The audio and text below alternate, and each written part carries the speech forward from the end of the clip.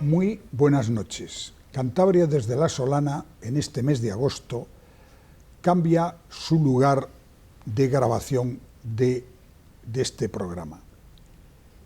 Para ello nos hemos trasladado a Comillas y dentro de la villa comillana al Club Estrada, un club con una larga tradición en el que estamos grabando esta entrevista para que ustedes conozcan una serie de personalidades que tienen una vinculación directa con la villa comillana. Y para empezar, para centrarnos en Comillas, nadie mejor que Juan Ramón de la Vega Benjumea, al que todos conocen aquí en Comillas como Moncho, porque Juan Ramón de la Vega Benjumea es un comillano de tradición, de familia, de abolengo, pero que no es de los que viene a veranear, sino que desde hace unos años decidió asentarse todo el año aquí en Comillas y es, me atrevo a decir, el mejor conocedor de la historia, de la gran historia y de la pequeña historia, de las anécdotas y de los pequeños asuntos de esta villa, y que yo siempre digo que debería haber sido nombrado ya, pero bueno, a tiempo están todavía, cronista oficial de Comillas, porque es la persona que más conoce y mejor los entresijos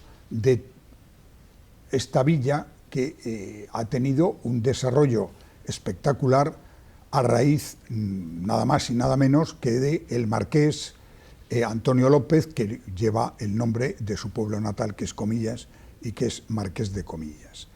Por tanto, creo que lo ideal sería, estimado Juan Ramón, que empezáramos con que tú nos contaras quién fue el marqués y qué debe Comillas a este hombre, Antonio López. Mira, de entrada, gracias por las cosas que has contado, de mis vivencias, mi vivencia comillana, de por qué en otro programa ya conté cuál era mi vinculación con Comillas, mi madre y mi abuela, la familia López, y luego pues que decidimos mi mujer y yo lanzarnos a venir a vivir a Comillas con niños en colegio y tal. Por fin, no me arrepiento nada porque la vida en Comillas ha sido muy agradable y he podido hacer muchas cosas, tener buenos amigos y creo que en el pueblo pues bueno, noto que la gente me aprecia y yo les aprecio a todos muchísimo.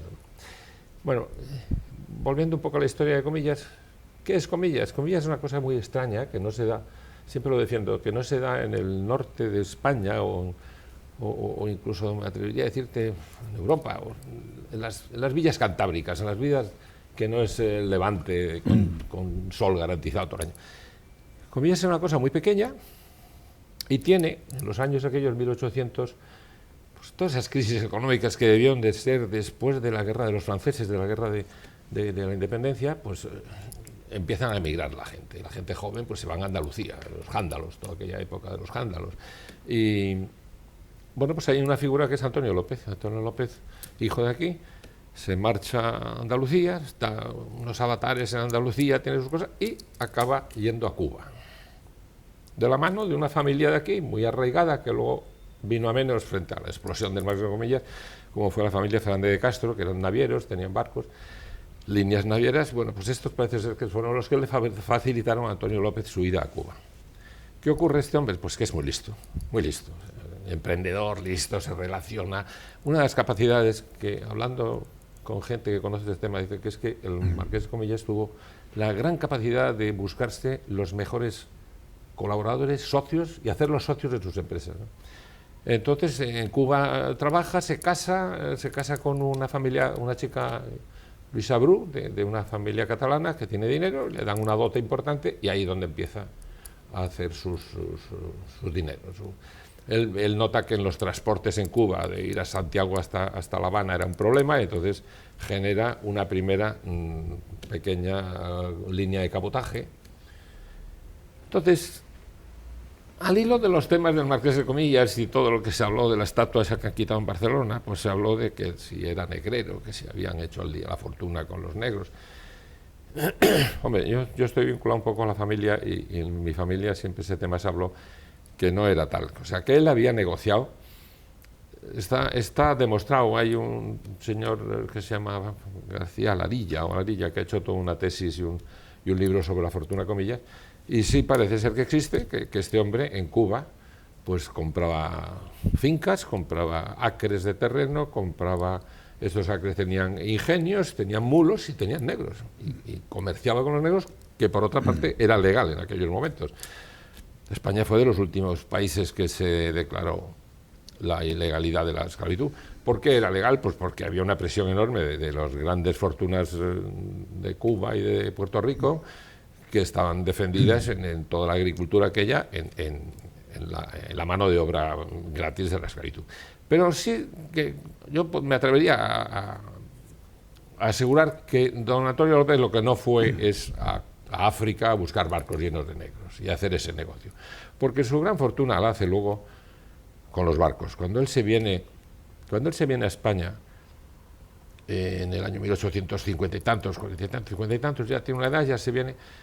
Entonces él tiene un contacto con el marqués de Salamanca, y como es un tío listísimo, pues Salamanca está terminando su línea de ferrocarril Madrid-Alicante, y los franceses han terminado la línea París-Marsella.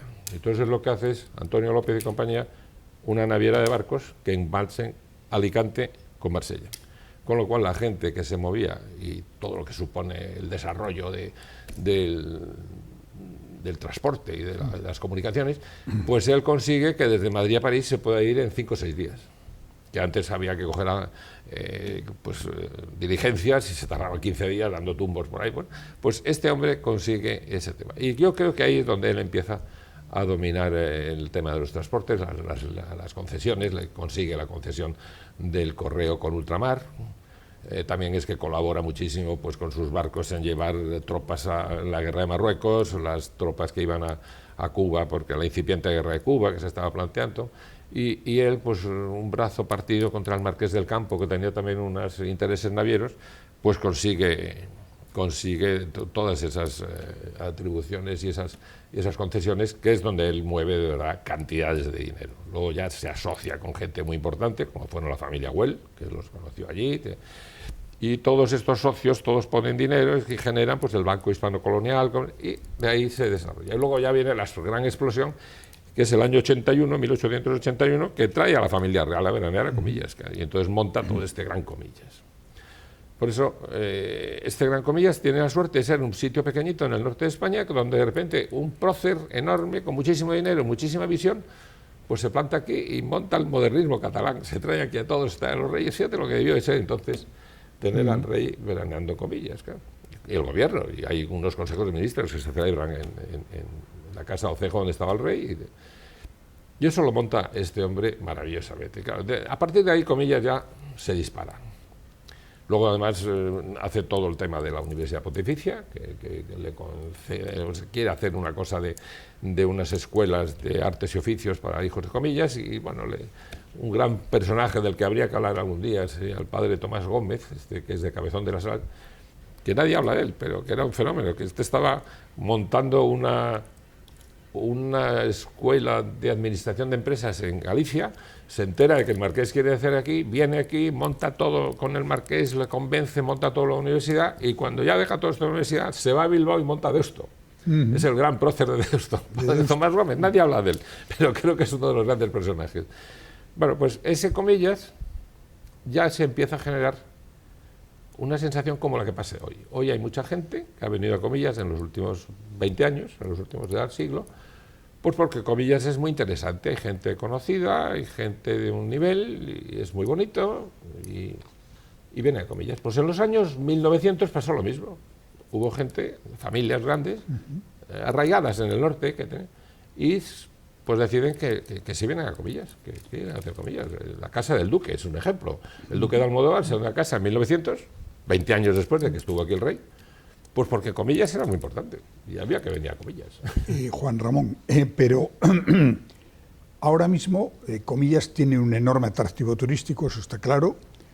Aquí en verano pasan miles y miles de personas. Yo creo que hay un eje entre Comillas y Santillana del Mar que mueve mucha gente, pero tú que vives aquí todo el año, que conoces esto a fondo, ¿cómo ves tú esta avalancha turística del verano? ¿Cuál es tu opinión y qué se debería hacer? Mira, yo creo que esta avalancha turística coincide con el progreso de este país, porque no cabe duda que las comunicaciones y todo este tipo de cosas le ha venido muy bien.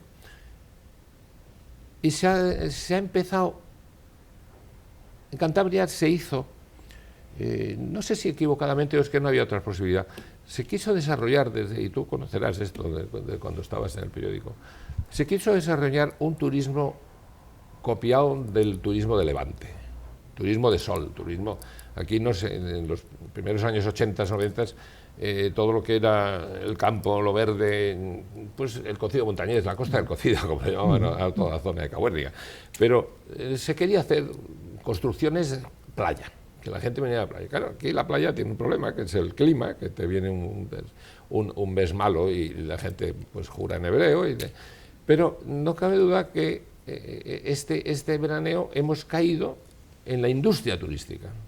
Aquí no se había visto esto nunca. O sea, quizás en Laredo y Casturdiales, con la proximidad del País Vasco y la proximidad de Francia, porque Laredo fue el primer sitio donde los franceses, el turismo francés aterrizó.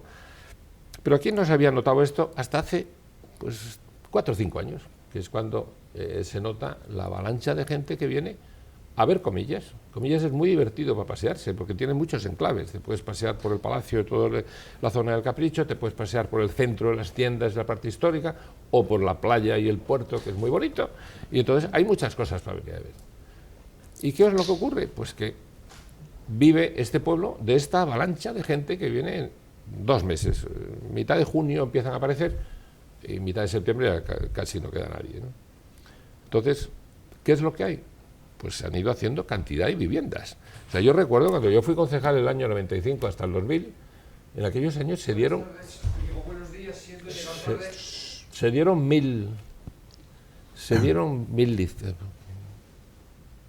¿Seguimos? Sí. En aquellos Nada, perdona, estábamos ya... Siéntate, por favor, que ahora enseguida estamos contigo. ¿Lo puedes revolver para atrás o seguimos? No sé cómo lo encontramos. Sí, continuamos desde donde estamos.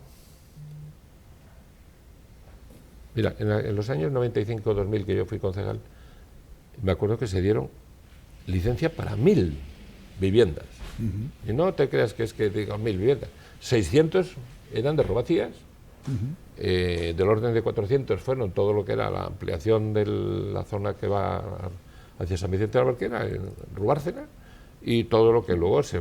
Pues fíjate lo que tenemos en la zona esta de la salida de Cabezón de la Sal, o todas estas urbanizaciones, lo que ha abrido. ¿Qué es lo que nos trae eso? Que en verano hay como 25.000 personas en Comillas. En invierno, 2.000, no llegan a 2.000.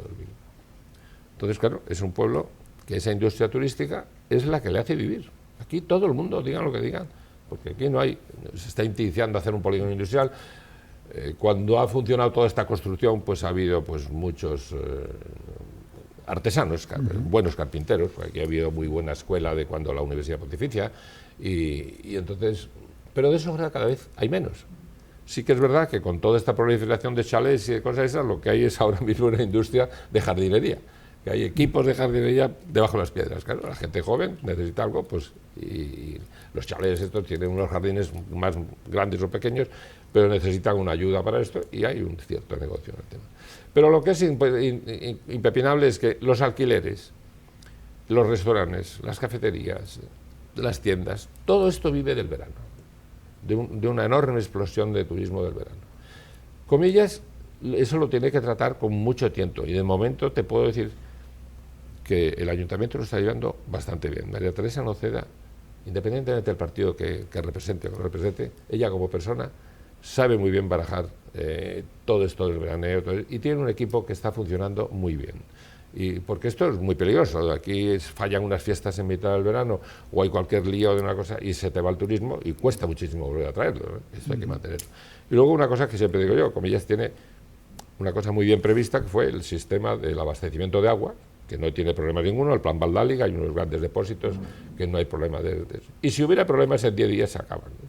Y luego hay una solución magnífica de subterránea que nadie conoce, de las aguas fecales, las aguas de hecho, que desde Gerra, desde lo alto de Gerra hasta todo Ruilova, todo viene a parar a Comillas. Detrás de la universidad hay una planta subterránea magnífica donde se hace todo. Entonces Comillas, por ese camino, pues sus equipos los tiene.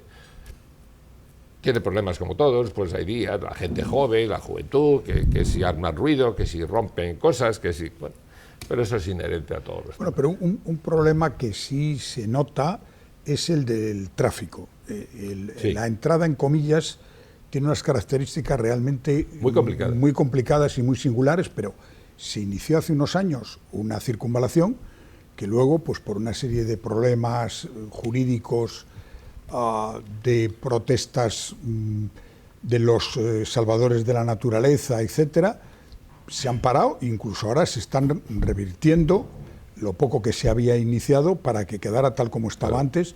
¿Y tú cómo ves este problema del tráfico en Comillas? El tema del tráfico en Comillas, vuelvo a decirte lo mismo, es un problema de 20 días, un mes. Cuando empiece a pasar esto, pues ya sigue habiendo el problema, indudablemente, ¿no? Aquello fue una solución muy bonita, esa la iniciamos cuando yo estaba de concejal, hacerle ver al gobierno de Cantabria que una vez que estaba la carretera de Cabezón recién acabada y que el puente Portillo, había un proyecto de hacer un puente Portillo, pero que se podía hacer una rotonda allí de acceso. Lo que pasa es que nos topamos con todas estas cosas de inseguridad jurídica que hay en Cantabria, porque ese problema, que ha habido varios aquí, si yo mañana tengo una finca e inicio un camino y meto una pala y abro un tema y me vienen los vecinos, me protestan y tienen toda la razón, pues tengo que devolverlo como está. Yo considero inadmisible que se empiece una carretera por parte del gobierno de Cantabria y no tenga todos los papeles en regla. La prueba es que se lo han echado atrás. Claro, también vamos a ser razonables, ¿eh? Ahí se topan con gente muy potente. Los grupos inmobiliarios que tienen Robacías, pues pesan mucho. Gente que estaba en Ruilova, en la zona de Peñubia, pesa mucho. Y entonces pues les molesta que le pase una carretera por allí. Y claro, empiezan a mover esto y cogen a los ecologistas, y que si hay unos murciélagos, que si hay una cueva, que si hay un pequeño bosque de ribera, y viene un juez y te lo cierra todo y te deja sin acceso. Y ahora vete a buscar un acceso, porque sería carísimo. Y entonces le van dando vueltas, como dentro de 20 días ya no hace falta ese acceso, pues estamos otros años esperando. Bueno, una de las singularidades de Comillas que tú has comentado es la entrada aquí del modernismo español, del modernismo catalán, en Comillas, y especialmente el capricho de Gaudí, que no deja de ser sorprendente, puesto que Gaudí prácticamente no hizo nada fuera de Cataluña. Se dice que incluso viajó muy poco fuera de su tierra, y aquí hay un ejemplo magnífico, que es el capricho. ¿Qué significa el capricho y por qué hay una obra de Gaudí tan relevante como el capricho aquí en Comillas?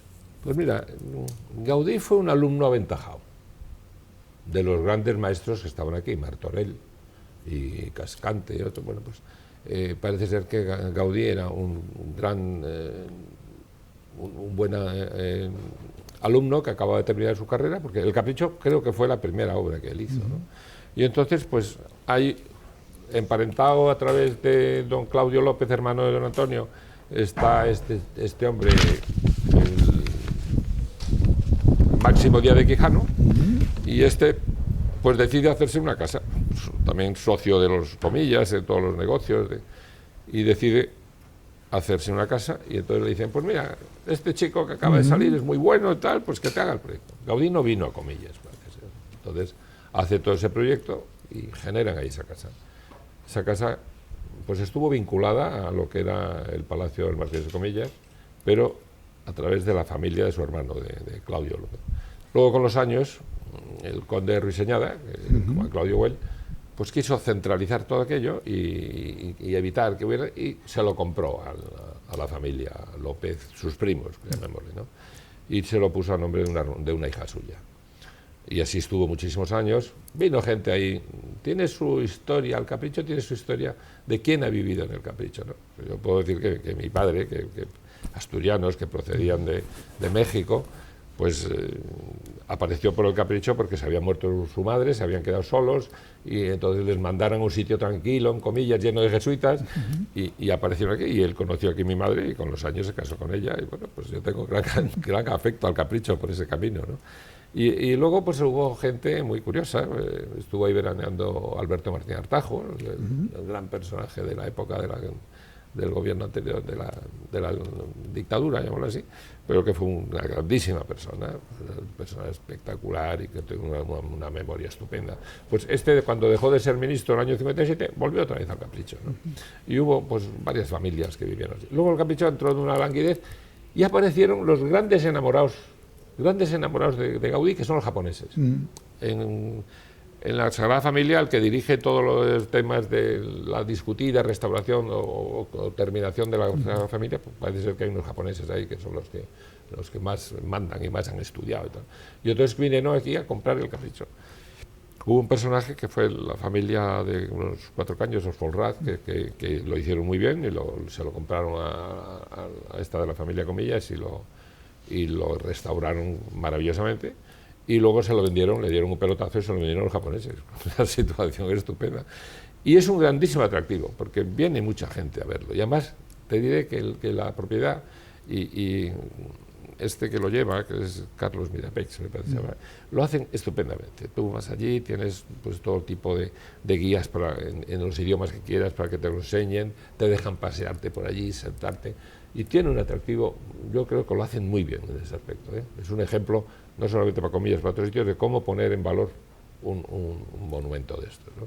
Luego se discute que si la casa, la puerta de los pajaritos, esas que llaman de la casa de Moro, ¿por qué? Porque la mujer de Moro era una Díaz de Quijano, hermana de era muy razonable que Gaudí hiciera un dibujo, pero en fin, no está tampoco. Y los bancos, los muebles del Panteón, esos son de Gaudí también, que eso sí, fueron un diseño modernista original, no te voy a decir, hay gente que a lo mejor no le gusta, a mí me parece precioso porque bueno, lo he visto toda la vida, pero es una cosa muy espectacular, todo ese mobiliario que hizo Gaudí ahí, ¿no? Pues muchísimas gracias a Juan Ramón de la Vega Benjumea, que como ustedes han podido comprobar, sabe todo de la historia de Comillas, del presente de Comillas, y me atrevo a decir que podría diseñar muy bien el futuro de esta villa, de la Villa de los Arzobispos, porque hemos dejado, sin poder hablar de ello, todo lo que supuso la Universidad Pontificia aquí, los edificios que todavía ahí siguen, la parte restaurada, etcétera, etcétera. Pero eso lo dejamos para otra ocasión. Es una maravilla, ¿eh? Lo que han restaurado es una maravilla. Yo me lanzo siempre, y me habrás oído muchas veces, a darle todas las flores habidas por haber al equipo de gente que está llevando eso, ¿eh? Porque puede ser muy desilusionante estar en una cosa de esas enormes, pero que ves que la cabeza está pensando en otra cosa. Y tú trabajando allí como un león y tal, pues, y no sabes cómo es de bonito. Yo recomiendo a todo el mundo que pase por la universidad a verla, que es una maravilla lo que han hecho, la verdad. Pues muchísimas gracias. Otro día hablamos de la universidad. Muchas gracias y muy buenas noches. Gracias, Manuel.